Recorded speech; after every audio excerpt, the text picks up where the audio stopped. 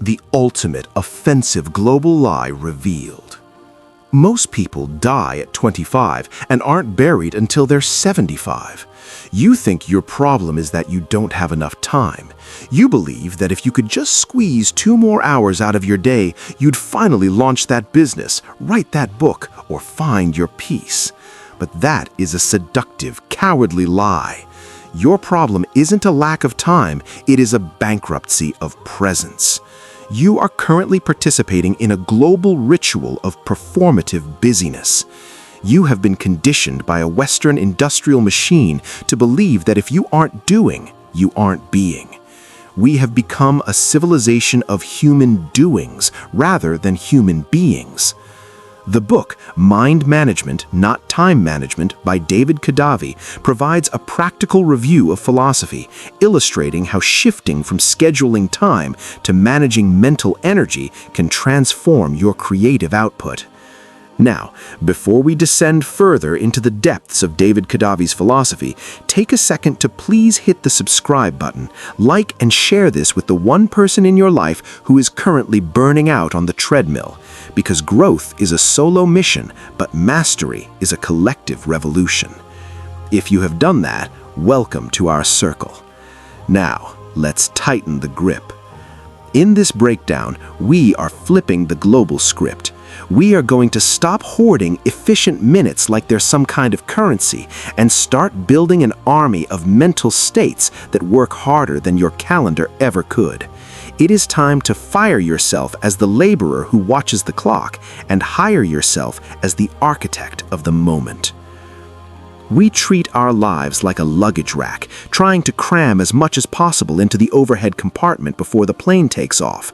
But here is the raw, terrifying truth. You can be perfectly efficient and still miss your entire life. You can check every box on your to-do list and still wake up with a hollow ache in your chest because you spent your gold, your highest mental energy, on silver tasks.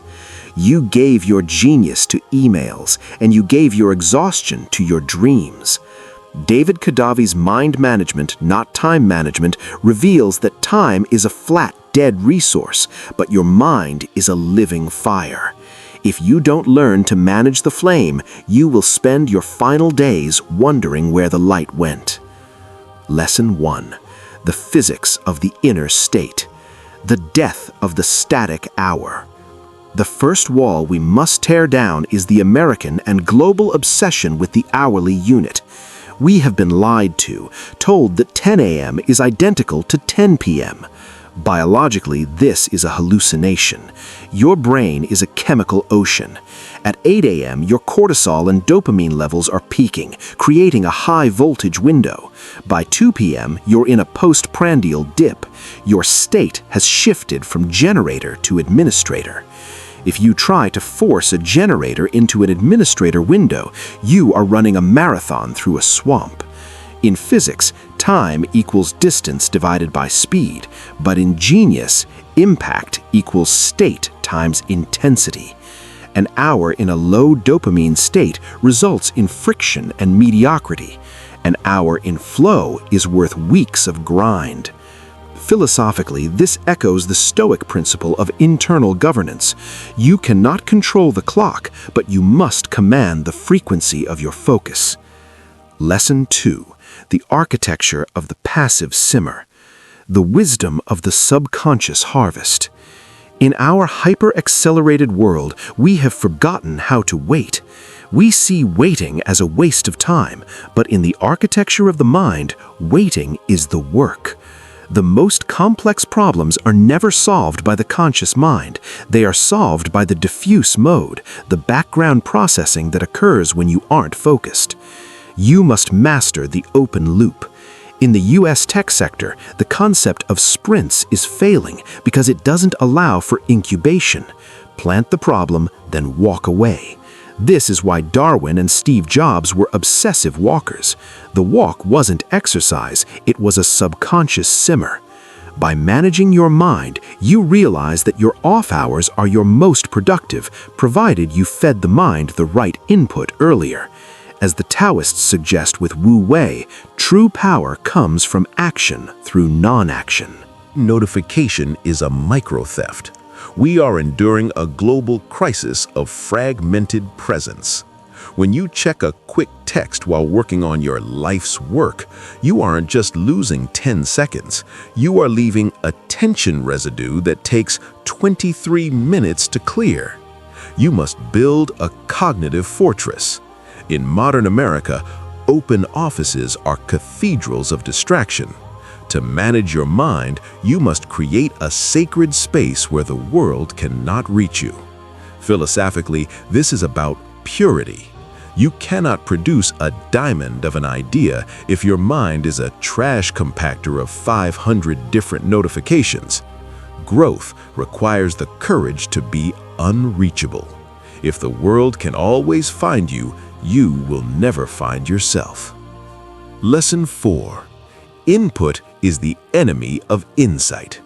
The radical necessity of the void. We are currently suffering from mental obesity. We drink from a fire hose of other people's thoughts, podcasts, news cycles, social media threads, believing more information leads to the answer. But input is the static that drowns out the signal of your own genius. If your mind is a vessel constantly being filled by the external world, there is no metaphysical space for your original thought to manifest. You have become an echoing chamber for second-hand wisdom. Growth requires the courage to be empty. Philosophically, this is the via negativa, the understanding that you find truth by stripping away what is not true. In the desert experience, cited in every religious tradition, the removal of distraction allows the mental dust of the world to settle. In that stillness, you finally hear the signal.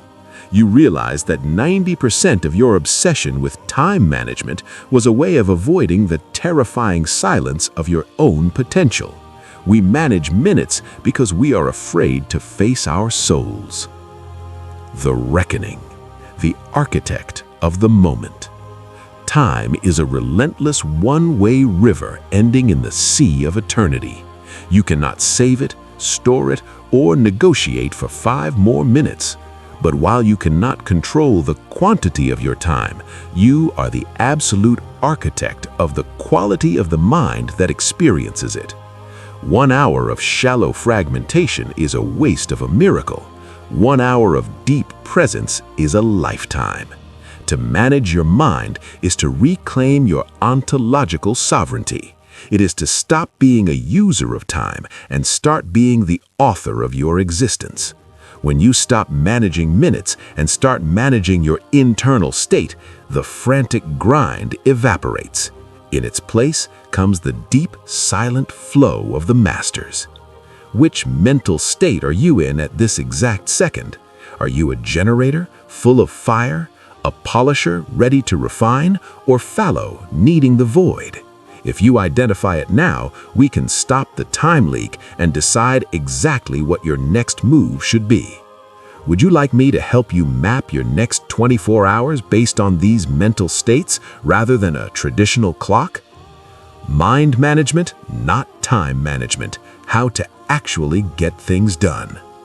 If these insights have shattered the illusion of the clock and shifted your perspective from a time slave to a mental architect, do not let the fire go out. Like this video and share it with that one person who is currently drowning in the grind, but whom you want to see rising alongside you in the flow. Subscribe and hit the notification bell to join our inner circle of builders. In this space, we don't just read books, we conduct autopsies on the status quo and build blueprints for cognitive sovereignty. Don't just watch the world burn through its hours in 2026. Be the one who owns the state of their own mind. I'll see you in the next breakdown, where we stop counting minutes and start making them.